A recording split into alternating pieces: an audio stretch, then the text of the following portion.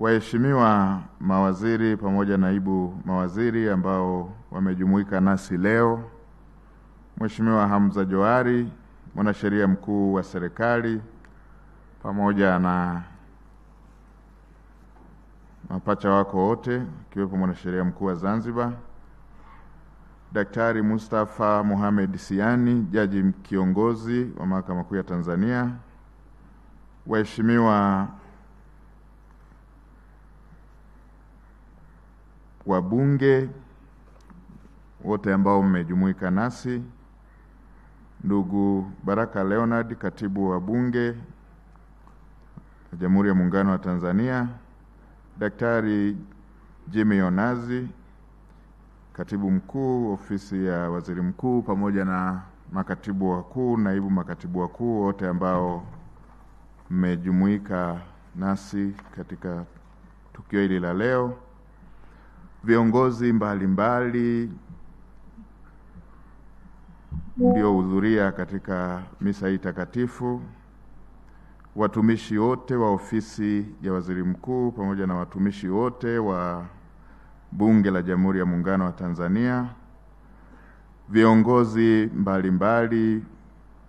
wa dini, madhehebu mengine, viongozi wa serikali, viongozi wa vyama vya siasa mliohudhuria, pamoja na waombolezaji wote. Na mimi nisimame kwenye itifaki ya utambulisho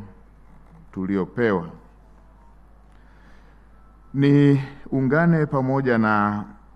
waombolezaji na waongeaji wote waliotangulia kwa masikitiko makubwa kutoa pole nyingi sana kwa mjane na wanafamilia, familia kwa ukubwa wake, waheshimiwa wabunge, kutokana na msiba huu mkubwa wa kuondokewa na mpendwa wetu marehemu William Lukuvi, aliyekuwa mbunge wa Isimani na waziri katika ofisi ya waziri mkuu anayeshughulikia sera, bunge na uratibu pamoja na watu wenye ulemavu. Hakika kifo cha mpendwa wetu Mheshimiwa Lukuvi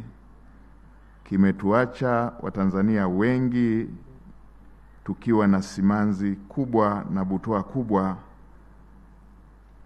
kufuatia kuondoka kwake. Nitoe pole kwa Mheshimiwa Rais kwa kuondokewa na askari wake wa mwavuli, kama ambavyo watangulizi wengi wametoka kusema. Mimi binafsi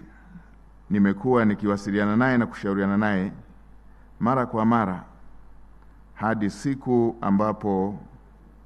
muda mfupi tulipoarifiwa kwamba hali yake ya afya imebadilika, tulikuwa tukiwasiliana na tukipanga shughuli mbalimbali za kazi. Tulikuwa tukiongelea kuwa na vikao kama ambavyo watangulizi walioongea wametoka kusema, hasa ukizingatia ratiba zilizokuwa zinaendelea za kamati, tukiwa tunajiandaa na masuala ya bunge. Nitumie fursa hii tena kutoa pole kwa familia, ndugu, jamaa na marafiki wote na wale wote ambao kwa namna moja ama nyingine wameguswa na msiba huu mkubwa kwa Watanzania wote.